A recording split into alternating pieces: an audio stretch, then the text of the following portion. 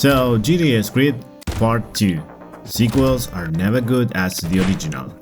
But let's give it a try.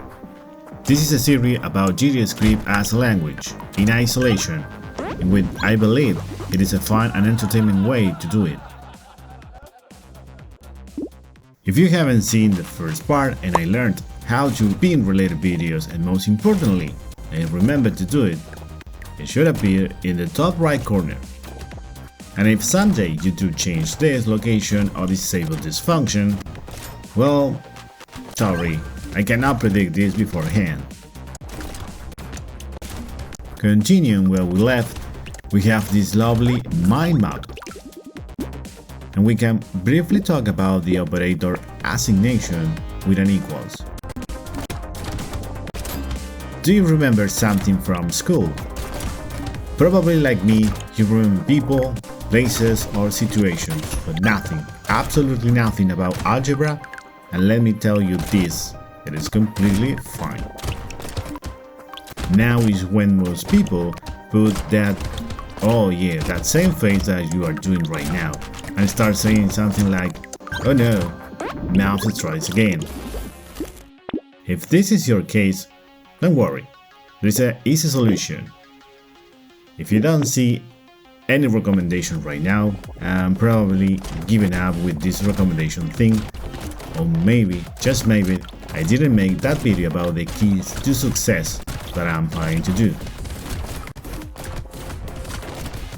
Anyways, for now, you only need to know is this structure, in which we have two members, the left hand side to the left, who will receive a value, and the right hand side to the right, the member who provides the value, and just in the middle, the equal operator. Did I forget to mention before, or did I do it intentionally? Who knows? Probably me. But I just want to say that there is a shorthand for mathematical operations that works like adding, subtracting, multiplying, or dividing the value on the left hand side by the right hand side and storing the result in the left hand side. For example, we can increase the value of rings by adding the amount that Sonic is collecting like this. Ring equals rings plus 1, or like this. Rings plus equals 1. Decreasing like this, multiplying like this, dividing, and also power, reminder, and big shifting. It is the same principle. If you came for another programming language, you could expect something like pre-incrementors, decrementors, or post-incrementor decrementors, but no.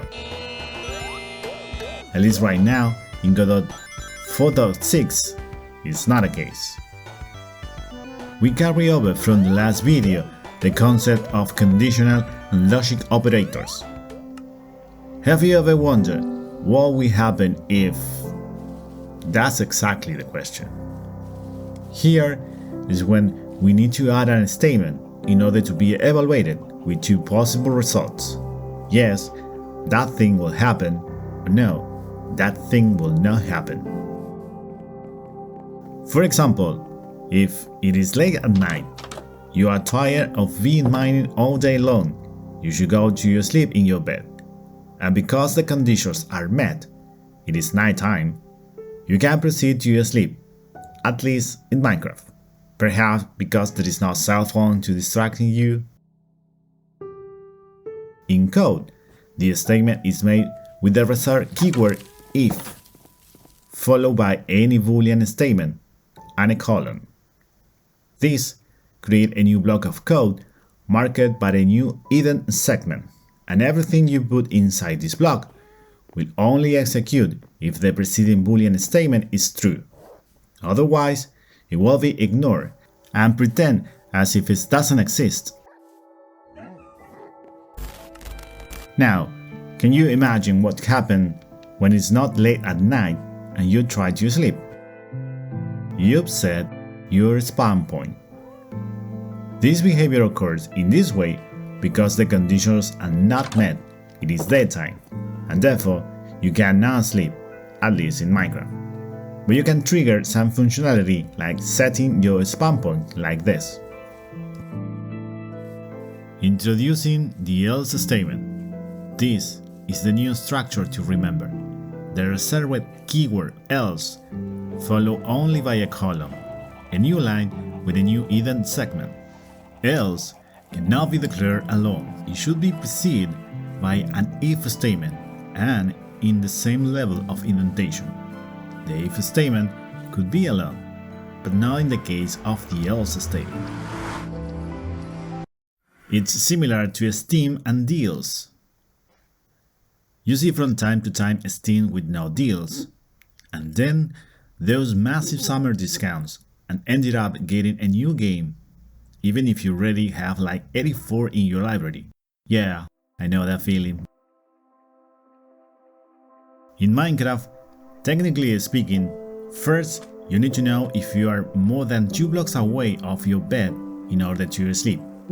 So that should be the first thing to check, and otherwise we can say, you may not rest now, the bed is too far away. I mean, 2 blocks away. Here, the reserved keyword pass dash nothing, other than tell the compiler that it's okay to close the block of code created for this if statement without any content. Just bear with me. Inside the first if statement, we can nest a new if statement asking if it's nighttime, and if it's not, show the message, you can sleep only at night. Here, the method print raw, what it does is print into the console without creating a new line. So, in the next line of code, we can make another printing and write the rest of the message. But what if you want to change different conditions in a row? Just for that, we can use another reserved keyword, elif. Elif has the peculiarity of only being checked if the previous checking was a false statement. In other words, if you know that it is nighttime already, there is no need to check for the weather. Also, elif cannot be alone, because it is like a second or third condition. In the same way, else is the otherwise, and elif is a second or third condition. Both require a starting point, and if statements to begin with. The main purpose of chaining if, elif, and else is that only one of them is going to be executed. Alongside the conditions, we need to see logical operators. These are the reserved keywords and, or, not. And just like any other language, you could use the symbol $ampersand for and, $recpipe for or, and exclamation symbol for not, which for numeric values we use the minus symbols.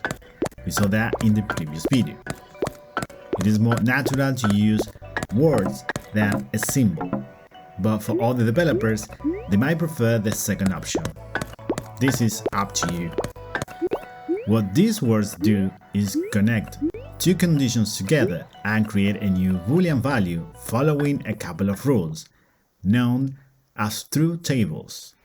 You could memorize these tables, or you could remember that for and, all values need to be true for the output to be true. If any is false, the output is false. For or, any value needs to be true in order to the output to be true.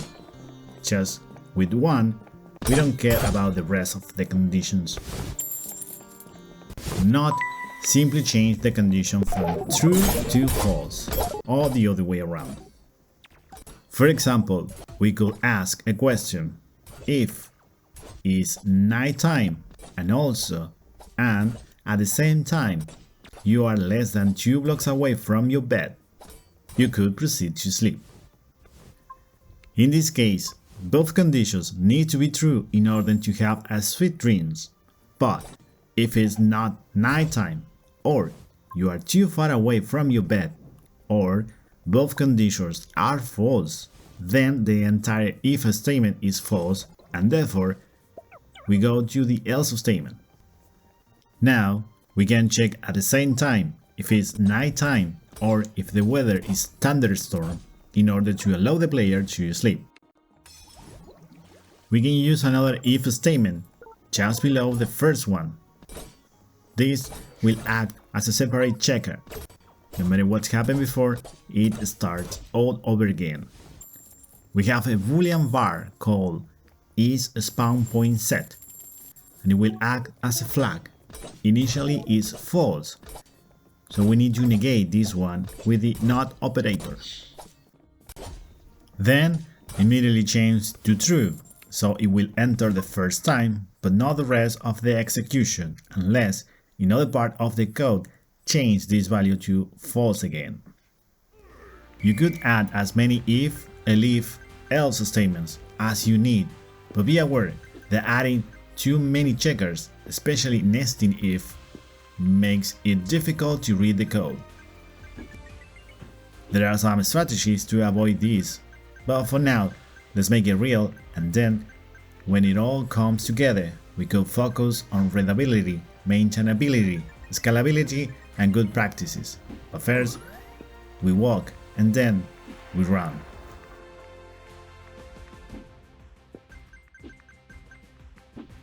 For example, if you have to check every single time a condition alongside the rest, you could extract that condition as a common factor and then negate to execute its behavior.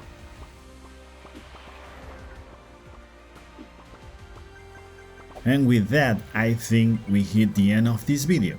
There is a documentation site that summarizes this lesson for you in the description and pinned comment.